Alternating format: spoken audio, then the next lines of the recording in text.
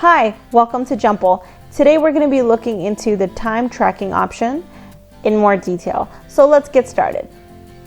When you want to track time on a task, we can go on to the time tracking option right up here. Tracking time on Jumppl is very simple. So let's say we're starting the task right now. We can just start,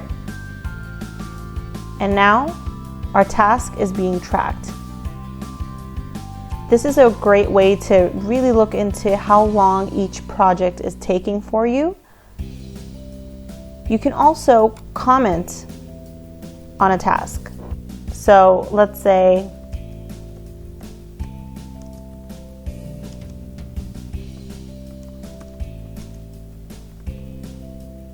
and we can save. So we can save the comment. Next, we can even change the time and date of the tracking. So let's say we want to change it. First, we'll click onto the date, press OK, and then we can change the actual time. So let's say we want to change it to 6 o'clock, and then we can change the minutes. So let's say,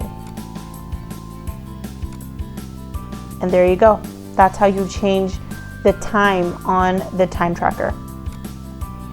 And when you want to pause, just remember to click the pause button, and then you'll have the time tracked for the new project.